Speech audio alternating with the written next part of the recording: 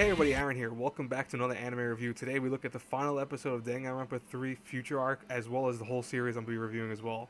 So, I'll say this right now. This episode was not as great as the Side Despair's final episode for that series. More so, this had some issues I have overall with the whole thing, but I will talk about that within the course of this review. I'll talk about it with my whole full review, which of course is included into this. So, let's talk about what's happened in this episode. So we have Tengan getting something from Yukazome, which is the USB flash drives for both a thing that makes people that made people kill themselves during the class massacre, as well as one of the things that was used to make the remnants of despair. Essentially, it was what caused people to go crazy during the super horrible act, that changed the world and all that stuff. I always forget the real title of that, but Tengan gets a hold of that. So yeah, that's going to lead up to some thoughts of what he did with those, or what he did, maybe saw them and stuff like that. We'll get into that more when we talk more about this episode. But the next scene, we finally do have the message that Mirai received from Tengan, which is a video file of Tengan talking to them. And in this video, he tells about how he essentially is the cause for this. I'm not going to go into the whole detail of it because it's kind of a decent length of him talking. But he tells them that he's the mastermind of the whole thing. And it was more so just to push Mitarai's hand in using something that Mitarai has, that in the next scene coming up, he starts explaining that he has a way of brainwashing people rather than despair, with hope. Now the thing is that Makoto doesn't like that idea. He doesn't want to think of brainwashing people into then believing just in hope. He feels that, people have to be guided to it, not just, oh, here you go, just let me brainwash you guys into believing hope exists and stuff like that. But Mitarai seeing this video and finally feeling like he was the cause of all this stuff happening, because essentially Tengan's whole thing was to make this game so it would force Mitarai to upload the video that put hope on everyone. So when Tengan wrote in the ground in blood during that one scene, we thought that was for Makoto. That was actually for Mitarai. Now, what's funny about this, though, is that I have issues with this. Like, why is Tengan the one that did that? Was he really brainwashed? Did he watch the video and maybe brainwash him into doing this? If he led Mitarai to do this and have hope, then that must mean that he did this on his own volition. So that means that he fully was aware of himself when he did this. That is my issue with that.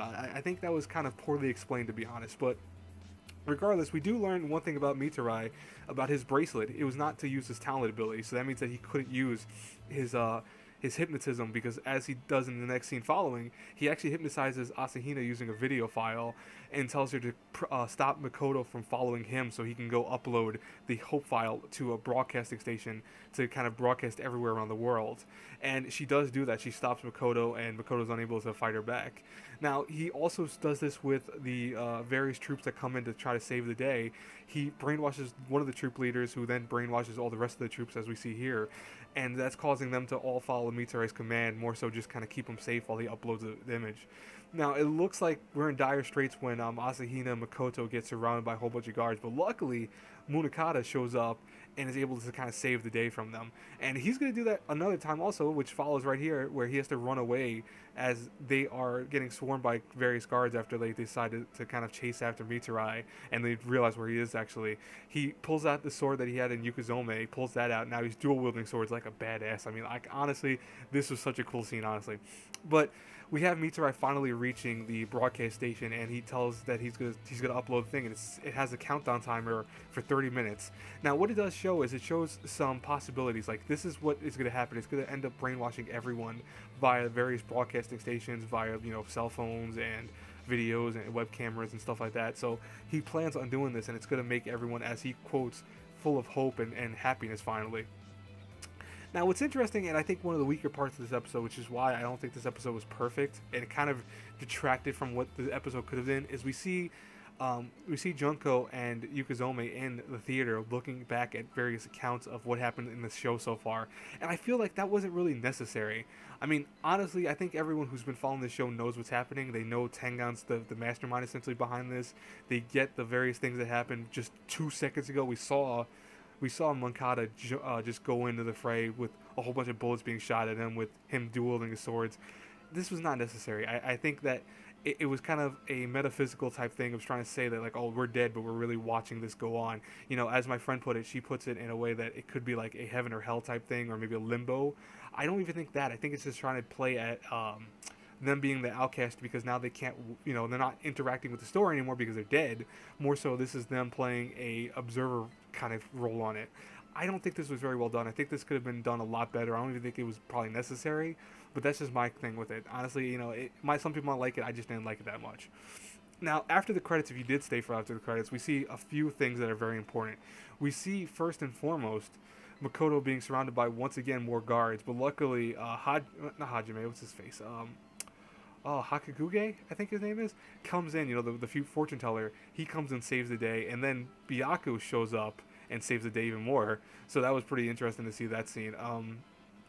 And then the following scene after that is we see a whole bunch of guards being taken out, and then we see something walking away. Clearly looks like Hajime. So I'm presuming that he probably cut his hair and actually is now Hajime. He's not, Izue anymore. So that's going to be interesting. So we have to, see what's going to happen Thursday for the full final conclusion, I think, to this whole story, which is kind of interesting. I like how they did that. At the same time, I'm like, for a last episode for a season, this is not the best way to end an episode, to be honest, or end a season in general.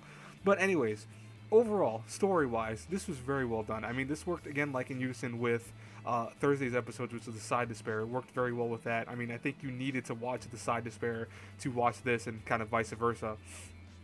The story was very well written. Kadakawa really did a phenomenal job taking characters from the show and the games and stuff like that, and putting them in such situations that were really kind of touching. There were various moments that I know really had people just crying and upset. Of course, when Kyoko died, which I still am a firm believer Kyoko's not dead. She's going to come back to life somehow. I'm still believing that. And episode, the last episode, which is going to be Thursday. We have, animation-wise, the animation art style was phenomenal. I really love the character designs. I think that it looked really pretty. It looked just overall really cool to watch. Some people might have issues with, various things about it. I really honestly cannot see any issues. I think that they handled the action well. I think they handled the various kind of crazy events just as well as the games do. So honestly, I think that was perfectly handled. OST-wise, I love how they had a fusion between newer stuff and also stuff from the first game and even the second game we saw some stuff of. So that was really well done. Overall, and voice acting, by the way, also phenomenal.